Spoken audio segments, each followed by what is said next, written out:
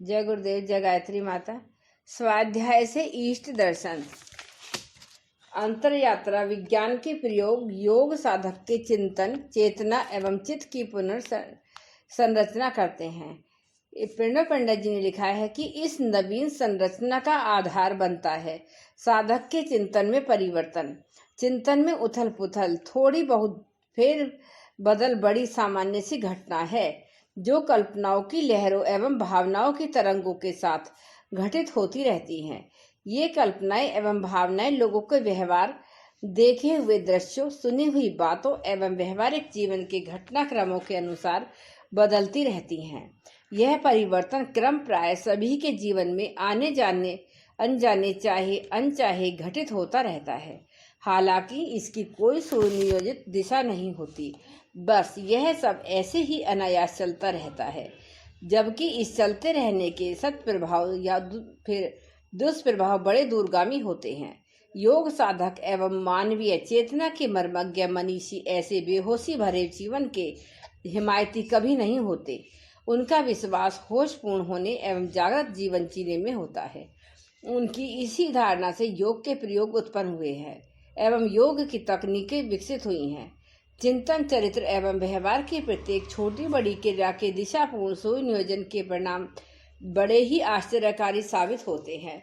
इस सत्य को सदा से योग विद्या के अनुभवी अनुभव करते आए हैं। योग कथा की पिछली कड़ी में ऐसे ही एक महत्वपूर्ण सत्य की चर्चा की गई है। इसमें तप के साधन एवं इसके परिणाम के बारे में बताया गया था। तप व्यक्तित्व के परिष्कार का विज्ञान है। जो साधना के सन्मार्ग पर संकल्पित हो चले जा रहे हैं, वे नैसर्गिक तपस्वी हैं। इसके प्रभाव से उनके जीवन की अशुद्धियों का नाश होता है और स्वतः ही शरीर व इंद्रियों की सिद्धि हो जाती है। जीवन में स्वतः ही एक रूपांतरण की प्रक्रिया घटित होने लगती है, लेकिन इसमें एक अनिवार्य प्रतिबंध है। यह तप किसी कामना के वशीभूत न होकर बस निष्काम भाव से केवल आत्म परिष्कार के लिए किया गया हो।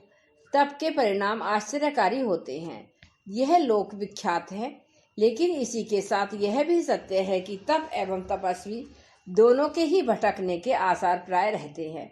इस भटकाव का सामान्यतया एक ही कारण होता है, तपस्वी का चिंतनशील एवं भाव प्रवण न होना। चिंतन एवं भाव के परिमार्जन के बिना तप की समूची प्रक्रिया अहंकार के अंधेरे में खो जाती है।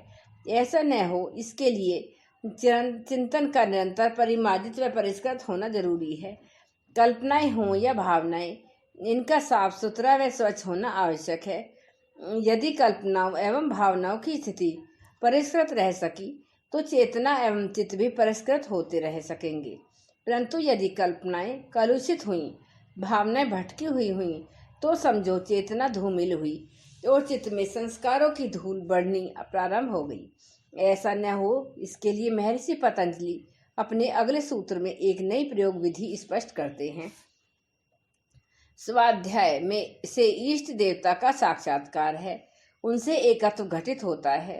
महर्षि पतंजलि अपने इस सूत्र में स्वाध्याय को महत्वपूर्ण योग विधि के रूप में स्पष्ट करते हैं।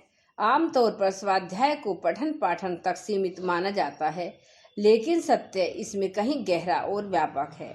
कहीं भी कुछ भी पढ़ लेने को स्वभाव नहीं कहा जा सकता। कहीं भी कुछ भी पढ़ लेना विशेष तौर पर जो इंद्रियां को उत्तेजित एवं चेतना की उद्धृत करे, आध्यात्मिक दृष्टि से अहितकर है। ऐसे पठन पाठन को वर्जित ही समझना चाहिए। पढ़ने का एक प्रकार है जिसे विद्यार्थी विद्यालयों, महाविद्यालयों एवं विश्वविद्यालयों में पढ़ते हैं, इसे अध्ययन कहते हैं। इसके अंतर्गत सभी प्राकृतिक एवं लौकिक ज्ञान आ जाता है। इससे जीवन एवं जगत की सतही समस्याएं सुलझती हैं। स्वाध्याय का प्रकार व प्रक्रिया इससे भिन्न है। यह पठन अथवा श्रवण की विधि है जो व्यक्ति को आत्मोन्मुख करती है, उसे सामान्य जन से योग साधक बनाती है। ऐसे अध्ययन के लिए सबसे पहली महत्वपूर्ण बात है उपयुक्त विषय वस्तु अथवा साहित्य का चयन। अच्छा यही है कि इसके लिए वेद शास्त्र, ऋषियों की वाणी और फिर आत्मानुभूति संपन्न ईश्वरीय चेतना से एकाकार हुए संतों का साहित्य पढ़ा जाए। इसके बाद दूसरा क्रम है इस अध्ययन के परिप्रेक्ष्य में स्वयं की समीक्षा करना। इसके पश्चात तीसरे क्रम में अपनी कमियों को परखने और उन्हें सुधारने की योजना बनानी चाहिए। इस क्रम में अंतिम व चौथा चरण है इसे अपने व्यक्तित्व में क्रियान्वित करना और उसके परिणामों को शास्त्र व संतों के अनुभव के परिप्रेक्ष्य में परखना। ऐसा हो सके तो पठन, श्रवण अथवा अध्ययन, मनन व निधि ध्यासन के द्वारा चिंतन चेतना के चित्त के परिष्कार का क्रम चल पड़ता है। इस चित्त परिष्कार की तीव्रता व परिपक्वता के अनुरूप साधक अपने इष्ट के साक्षात्कार की अवस्था तक पहुंच जाता है। स्वाध्याय के इस विधान के अलावा एक अन्य सूक्ष्म एवं रहस्यमय विधान भी है। इसे मंत्र साधना कहते हैं। गायत्री महामंत्र इसके लिए सर्वश्रेष्ठ कहा गया है। मंत्रार्थ चिंतन के साथ मंत्र जप करते हुए भी आत्म समीक्षा व आत्म परिष्कार के क्रम को पूरा किया जा सकता है। मंत्रार्थ चिंतन में मन लीन रहे, हृदय में भगवती गायत्री की छवि बनी रहे तो शीघ्र ही साधक की चेतना जगन माता की उपस्थिति, कृपा एवं उनसे एकात्मक का अनुभव करने लगती है। इसके अलावा भी स्वाध्याय का एक विशेष विधान और है, पर उनके लिए है जिनकी प्रज्ञा पवित्र एवं प्रखर है। ऐसे विशेष साधकों के लिए बहुत सारा अध्ययन एवं मंत्र साधना अनिवार्य नहीं है। इनके लिए आत्मचिंतन, आत्मस्मरण पर्याप्त है। ऐसा करने में उन्हें आत्मज्ञान की उपलब्धि होती है, जो बाद में परमात्मा की अनुभूति व उपलब्धि में परिवर्तित हो जाती है। इस अनुभूति को पाने वाला सहज ही ए आत्मा ब्रह्म के बोध में प्रतिष्ठित हो जाता है। जय गुरुदेव, जय गायत्री माता। ईश्वर शरणागति खोले समाधि के द्वार। इसमें पंडित जी ने लिखा है कि अंतरयात्रा विज्ञान के प्रयोगों में भावनाओं का महत्व बहुत है। भावनाओं से ही हमें सुख दुख के अच्छे बुरों की अनुभूति होती है। जिंदगी के सभी एहसास इन्हीं भाव संवेदनाओं के कारण होते हैं। इन्हीं से हमें व्यक्ति, वस्तु, परिस्थिति एवं किसी घटनाक्रम का चैतन्य स्पर्श मिलता है। भाव संवेदनाओं के स्पर्श की गहराई व गहनता ही संबंधों व संस्कारों की संरचना की संपूर्ण रूपरेखा तय करती है। यही कर्म के जटिल जाल को बुनने व बनाने का आधार है। आज जो कुछ भी हम हैं वह केवल अतीत व वर्तमान की अपनी भावनाओं संवेदनाओं के अनुसार ही हैं। कल का हमारा होना भी इन्हीं के अनुसार ही होगा। यदि अतीत को मिटाकर नया व सर्वथा मौलिक वर्तमान एवं भविष्य गढ़ना हो तो निश्चित ही अपनी संवेदनाओं की नवीन संरचना करनी होगी। भावनाओं के भवन को नए आधार देने होंगे।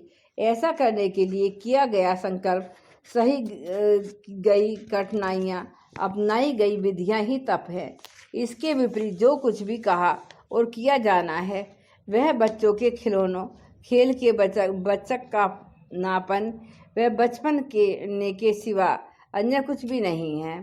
फिर यह विविध मंत्रों का जप अथवा अन्य आकर्षक क्रियाएं ही क्यों न हो, सत्य यही है कि जिसे कहा और लिखा जा रहा है। अध्यात्म और आध्यात्मिकता का अर्थ यही है कि भावनाओं में भगवान को बसा लेना, संवेदनाओं को संपूर्णता में उन्हें और केवल उन्हें अर्पित कर देना। जो ऐसा कर सका वह निश्चित ही समाधि की डगर पर चल पड़ता है। पिछले सूत्र में इस प्रक्रिया की वैचारिक पृष्ठभूमि पर चर्चा की गई थी। इसमें बताया गया था कि स्वाध्याय के द्वारा दिव्यता के साथ एकत्व घटित होता है। इसी प्रकरण में यह भी कहा गया था कि स्वाध्याय किसी साहित्य अथवा दर्शन का अध्ययन नहीं है। यह तर्कों का जाल जंजाल एवं बुद्धि की खोखली कलाबाजियां भी नहीं है। स्वाध्याय तो यथार्थ में वह महत्वपूर्ण प्रक्रिया है जिससे विचार चिंतन के द्वारा चित्त एवं चेतना की नवीन संरचना होती है। भावना और संवेदना जिससे परिष्कृत व परिशोधित होकर परमात्मा की ओर मुड़ते हैं। इसी पर जीवात्मा व परमात्मा के मिलन की इबारत लिखी जाती है। जो स्वाध्याय का मर्म समझ लेते हैं वे ईश्वर शरणागति की राह चल देते हैं। इसी सच को महर्षि ने अगले सूत्र का सत्य बताया है। महर्षि पतंजलि के इस सूत्र में योग साधना की अनूठी प्रक्रिया और उसका अलौकिक परिणाम निहित है। ईश्वर शरण गति आध्यात्मिक जीवन व जगत की श्रेष्ठतम साधना है। सतही तौर पर विचार करने पर यह इतनी सरल लगती है कि ऐसा प्रतीत होता है कि इससे आसान कुछ भी नहीं है, क्योंकि इसमें तो कुछ भी नहीं करना, बस भगवान के शरणापन्न हो जाना है। इसमें न तो यम नियम के कठिन व्रतों का बंधन है और न ही आसन प्राणायाम जैसी जटिल क्रिया का दुरहता। बस आसानी से परमेश्वर का स्मरण करते हुए अपना चिंतन चेतना उसमें लगाए रखना है। पर इतनी सी बात नहीं, इस आसान सी बात में कई कठिनाइयां हैं, जिसमें से पहली है परमेश्वर के सत्य व उसकी सत्ता की समझ। दूसरी है उनके प्रति स्मरण व समर्पण निरंतरता बनी रहना। और तीसरी जो सबसे बड़ी बात है इसमें वह है कि प्रत्येक स्थिति परिस्थिति में शांत व तटस्थ रहते हुए कष्टों के प्रति सहनशील व श्रद्धावान बने रहना। परमेश्वर का सत्य व उनकी सत्ता की समझ ऋषि मुनियों एवं अनुभूति संपन्न संतों योगियों के अनुभवों का निरंतर चिंतन करने से विकसित होती हैं। इस समझ सोच का विकास होने पर ही परमात्मा की धारणा बन पड़ती है। इसके प्रगाढ़ होने से प्रभु भक्ति व प्रभु प्रेम प्रकाश अंतःकरण में प्रकट होता है। स्वाध्याय व सत्संग की प्रक्रिया इसमें बड़ी मददगार साबित होती है। स्वाध्याय सत्संग की नियमितता बनी रहे, भगवान का स्मरण व उसमें समर्पण का सिलसिला चलता रहे तो ईश्वर शरण गति अनायास सुलभ हो जाती है। ईश्वर शरण गति तामसिक व जड़ताग्रस्त लोगों की बस की बात नहीं है। यह तो वे ही कर सकते हैं जिनकी अंतर्चेतना में शुद्ध सत्य का प्रकाश है। यह निष्क्रियता अथवा निठल्लेपन की अवस्था नहीं है। इसमें रजोगुण से उपजी अहम भावना का कोई स्थान नहीं है। जो निष्काम भाव से प्रभु अर्पित कर्म करते हैं वही ईश्वर शरण गति का मर्म समझ पाते हैं। निरंतरता व अनवरत कर्म परंतु फल की जहाँ कोई चाह नहीं है। जिनका मन नित्य निरंतर परमात्मा में रमा हुआ है, जिनके प्रत्येक श्वास भगवान को अर्पित है, केवल वही ईश्वर शरण गति के अधिकारी हैं। यहाँ एक बात और स्पष्ट जान लेनी चाहिए कि ईश्वर शरण गति का अर्थ भगवान से किसी सुरक्षा या संरक्षण की याचना नहीं है। बस परमेश्वर में स्वयं को सब भांति अर्पित करके सब तरह से निश्चिंत हो जाना है।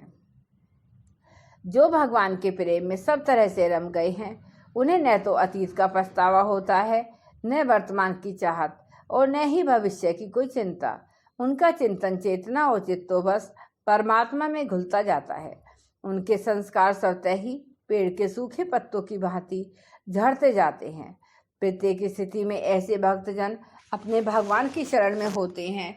इनकी चेतना भगवान से इतनी गहराई में तद्रुप हो जाती है कि समाधि इनके जीवन की सहज उपलब्धि बन जाती है। क्योंकि आखिर समाधि का प्रधान अवरोध तो चित्त में जमे संस्कार व कर्म बीज है, जो ईश्वर शरणापन भक्त के जीवन में अनायास ही झड़ते छूटते जाते हैं। ऐसे भाव योगी मीरा की भांति, तुलसी सूर की भांति सदा सर्वदा अपने आराध्य की कृपा छांव में रहते हैं। विष हो या अपमान अथवा कोई अन्य सामाजिक विपदा उनकी राह में कभी कोई रोड़े नहीं अटका पाती। कर्म करते हुए उनमें कोई कर्तापन का भाव नहीं रहता। यही वजह है कि चित्त शुद्धि जितनी तीव्रता व तत्परता से इस मार्ग के पथिकों को मिलती है, उतनी अन्य व अन्यत्र असंभव उन्हें किसी भी अवस्था में भयभीत नहीं करता। अहंकार तो जैसे उनमें होता ही नहीं। अहंकार के अभाव में बस उनका शुद्धतम अस्तित्व विराट शून्य बसता है। एक अनंत असीम अस्तित्व होता है जिसमें मैं का कोई स्थान नहीं होता और तब समाधि का पूर्ण आलोक परित होता है। भक्त भगवान बन जाता है जिसके जीवन की चेतना अनायास ही चरम व परम के शिखर पर आ जाती है। व्यक्ति व व्यक्तित्व दोनों रूपांतरित हो परमात्मा बन जाते हैं। भावों के अर्पण समर्पण से यह विलक्षण घटना घटित हो जाती है, जहाँ समाधि की दशा में भगवान का भक्त एकाकार हो जाते हैं। जय गुरुदेव, जय गायत्री माता, जय प्रणव पंडित।